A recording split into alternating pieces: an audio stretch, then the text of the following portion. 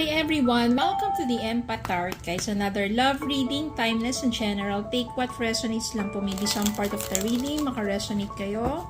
Some part of it, hindi. Or totally makaresonate na parang kwento ninyo ito. Or totally hindi naman kaya dahil iba't ibang mga love energies, iba't ibang mga connections. Pero tingnan po natin kung ano yung mga mas malalakas na mga energies, mga love, guidance, messages, yan. Mga gabay at aral sa buhay, pag-ibig, and life in general. Tignan po natin to. Spirit guides, send me messages on love connections ito, lessons in life and guidance na nais mong ipapati sa amin. Mga aral at gabay sa buhay, pag-ibig, and life in general. Anong mga malalakas na mga energies dito, mga mensahe, mga gabay at aral sa buhay, pag-ibig.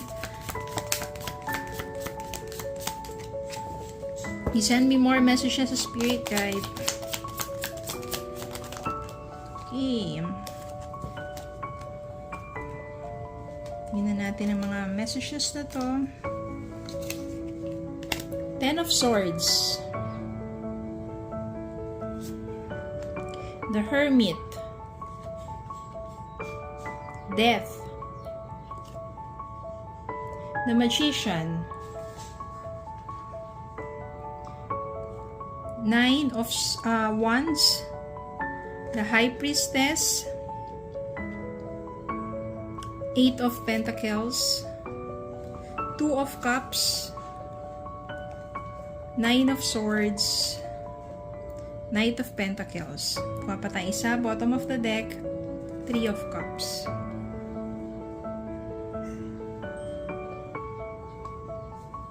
Yan, tingnan natin ang mga messages sa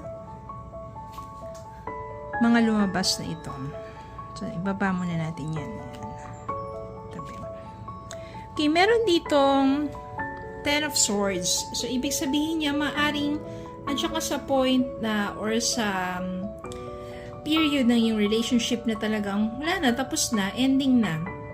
Kasi, sobrang sakit na ng puro sakit na lang, no? Sa relationship na yan, parang hindi na talaga magaan pa na ipagpatuloy ang inyong relasyon. Kaya tapos na. Pero if there's ending, there will be new beginning.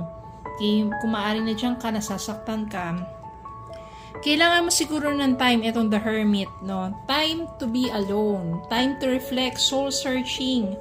Yan. Tapos, dahil masyado ka nasaktan sa relationship na yon, nakakatapos lang, and with some soul-searching, Death card. Yung mga panahon na yon, spiritual transformation.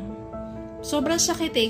Kanino ka ba kakapit, di ba? Nanalangin ka, magdadasal ka na magdadasal. Tulungan ka mag-heal ang puso mo emotionally, mentally, lahat-lahat yan, di ba? At magkakaroon ka ng spiritual transformation or new beginnings. Matututunan mo mag-let go. Let go of the past, let go of that pain, i-let go mo na yan, at magsimula muli. The Magician dito, ibig sabihin, hindi ibig sabihin na natapos yun, at nasaktan ka, ay titigil ka na. Ibig sabihin doon, you will still manifest for the kind of love that you deserve. Mag-e-enjoy ka with your friends. Yan. Kasi, di ka dapat magmukmuk eh. You are just wasting your time kapag nagmukmuk ka. Pero, pagka, again, heartbroken ka, enjoy with your friends. Para ma-divert yung attention mo sa ibang bagay. At ang mangyayari dito, while you are living your life, enjoying, hindi man ibig sabihin nag-enjoy ka, wala ka ng pakiram o wala ka ng pakiramdam eh, diba? Ibig sabihin lang yon, mas gusto mong maging maligaya. No, and to live your life, to enjoy with your friends, rather than magmukmok. Diba? Then, ito yung energy ngayon ng person mo. Yan. Ito yung person mo na kung saan maaring iniwan mo na o tinapos na yung inyong while you are enjoying your life, no, ibig sabihin niya tumataas kasi yung mo, yung vibration mo niya, yung frequency mo. Diba? Because you live your life being happy and don't waste your energy na magmukmok yan. Ito naman nangyayari sa person mo. Anxiety, hindi makatulog yan sa gabi. Tapos, nandito yung kanyang, Nine of Wands, may ongoing battle sa kanya. Bakit? Kasi ang nangyayari dito sa energy ng person mo is kabaliktaran ng energy mo.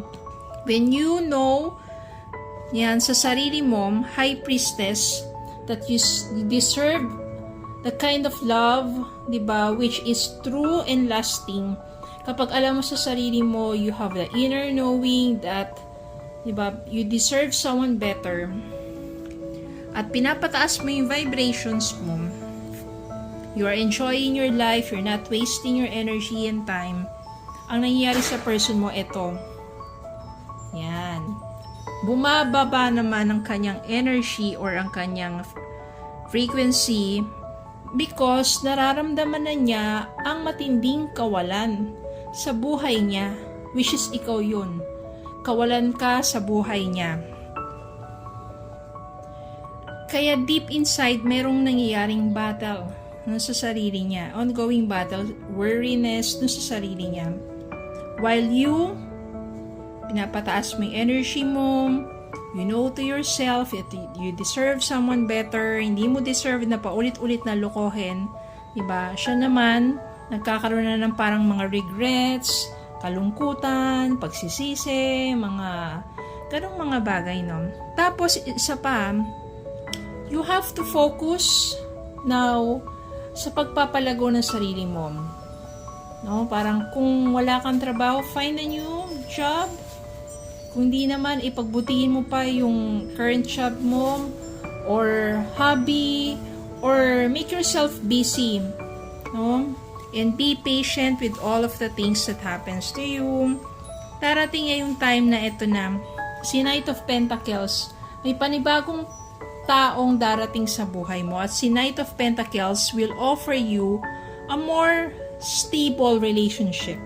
Siya yung someone na maaaring nanggaling din sa ganyang klaseng pain na naghahanap din ng isang tunay na pag-ibig at siya yung someone na maaaring mabagal siya, yes, kumilos, pero siya yung very protective sa isang relationship. No, siya yung someone na mag-o-offer sa'yo ng isang mas mahabang relasyon, yung stability na niya, yung security, at maaaring mauwi nga sa talagang commitment or marriage. And since nandito si Two of Cups, ibig sabihin nito, magkakaroon nga dito, madedevelop ka talaga sa taong to at magkakaroon ng partnership or compatibility. Nagiging happy kayo because Two of Cups means you will have mutual feelings para sa isa't isa. So, ganon, nag-end ang isang relationship. Somehow, kailangan mo lang ng time to reflect, soul searching, time for you to heal, to process kung ano nangyari, magkakaroon ng spiritual transformation para sa'yo. Marirealize mo na hindi dapat aksayahin ng panahon, ng energy mo. Enjoy your life. No, work hard, divert your time sa ibang bagay para hindi mo masyado may isip to. Samantalang siya, habang pinapataas mo ang iyong energy or yung frequency or vibration, yung person mo na yon kabaliktaran naman. Puro kalungkutan, pagsisisi, ganun na lang nangyayari sa kanya. And, mamimit mo yung someone na maaring siya na talaga, which is compatible to you, someone who is very protective. So, merong security and stability sa inyong relationship, usual, love, compatibility, yan. And potential na siya yung soulmate mo, potential na maaring siya yung makatuluyan mo. And, ganun yung magandang turnover, no, sa love life mo. When you know how to let go of that kind of person who always hurt you, then make time for the healing and love yourself, self-love and care. Doon talaga darating yung taong karapat-dapat para sa iyo. Someone who has also respect and love. Yan. Si universe ang gagawa ng paraan yon para magkakilala kayong dalawa. Basta ang importante, kapag alam mo dyan sa relationship ninyo, wala nang respect, wala nang love, di ba? Let go mo na yung person na yon. Do not hold on to that kind of relationship na you have to let go, let God. Then trust that there is someone who is truly for you. At si universe na bahala doon. Just focus sa sarili mo, self-love and care, and the universe will take care of you. Okay, so yun lang po. Maraming salamat po for watching. So titingnan muna natin pala dito kung ano ba yung mga malalakas na mga energies. We have here mga air sign. We also have here mga water sign. So sila yung mga malalakas na energies dito.